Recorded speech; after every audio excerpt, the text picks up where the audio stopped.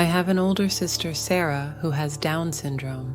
Her mental age is around 8 years old, and she lives with our mom. She is the kindest person I know, and I love her so much. It's still an ongoing legal case, so please understand I can't reveal any details, but something horrible happened almost 3 months ago. A man who we all trusted drugged Sarah and raped her. He even tucked her back into bed. She doesn't remember much, just that when she woke up, she felt sore and there was some blood on her sheets. Mom was very worried and took her to the ER where they found his DNA. He was arrested, and currently we're still in the process of sending him to prison for as long as possible. I despise him for doing this to her.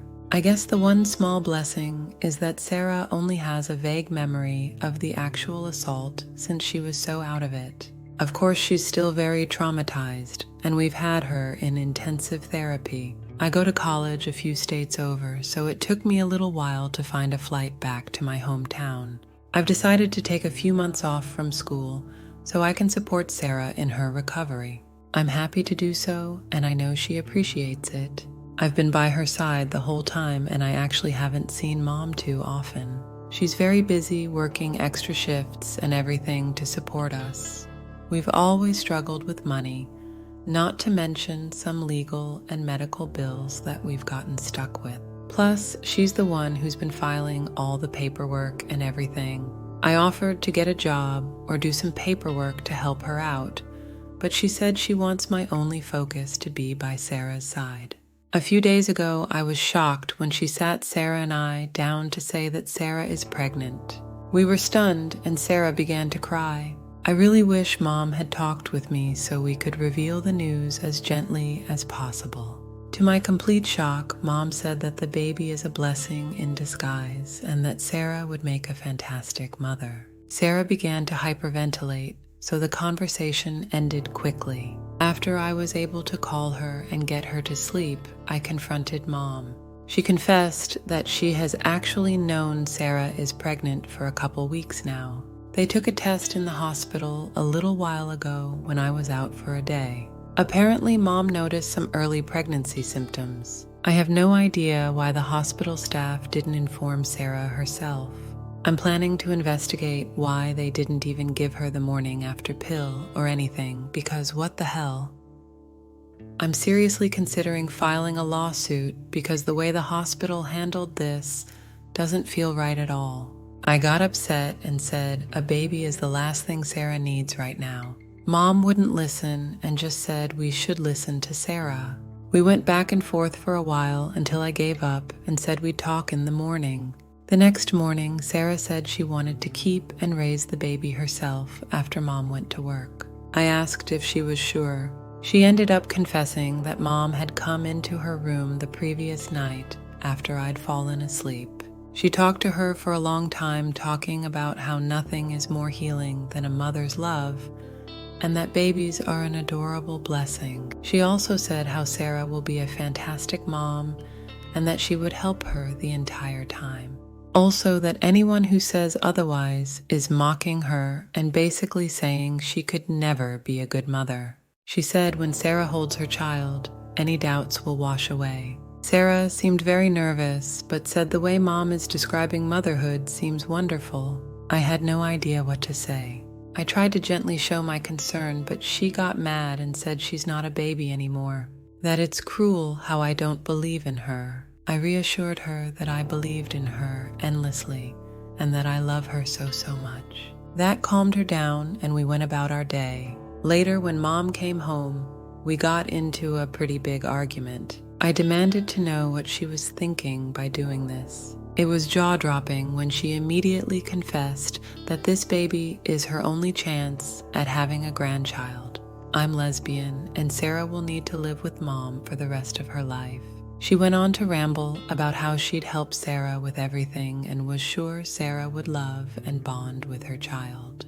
The grandchild thing really pissed me off, and I raised my voice. Sarah has the mind of a child and doesn't truly understand the situation. Pregnancy would be really hard on her physically. Even if she did give birth, this is not a good place for a baby to raise. Mom yelled back before I snapped and screamed how Sarah is in no way capable of caring for this child, even with her own support.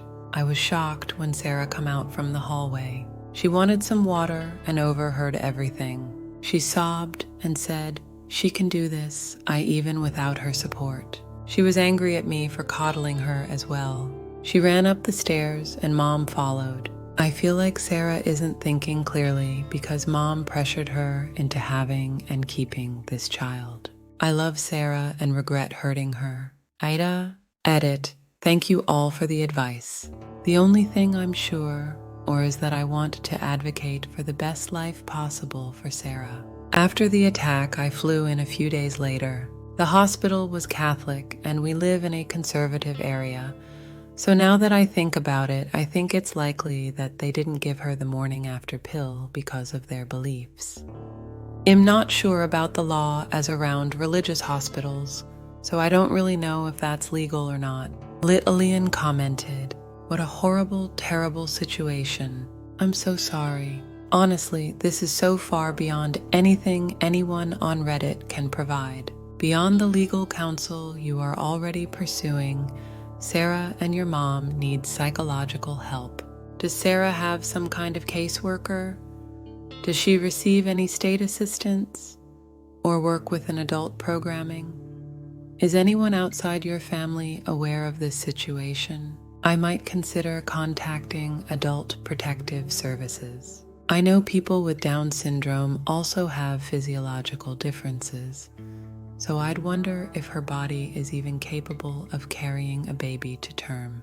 Having a miscarriage could prove to be even more psychologically damaging to her. And the whole thing about what your mom said to her about being a mother, it is beyond messed up.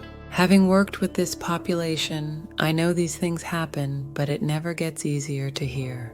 For everyone involved, please seek professional help and guidance." Recreationally used responded, "It is a terrible situation and I am enraged at this mother. I work in adult foster care. I am not a caseworker, but care staff at an all-women's group home. Every one of my 6 girls has been assaulted at some point. One of my residents has an IQ of 31 and presents maybe 3 years old when you speak to her.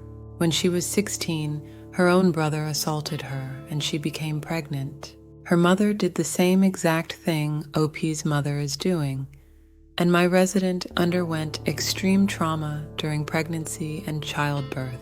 She carries around a framed photo of her child and will physically attack anyone who touches it.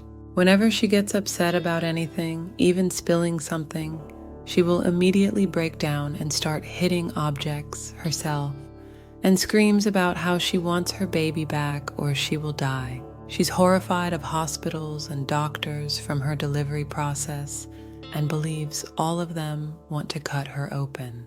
This woman doesn't even know the word for belly or stomach. She only ever refers to it as where baby's name was.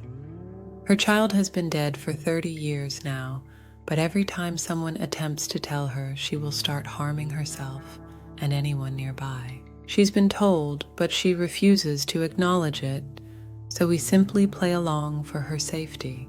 And this is all 50x years after this happened. It has been half a century, and she is still haunted by her pregnancy and subsequent surrendering of the baby to her mother. She is in her 70s now.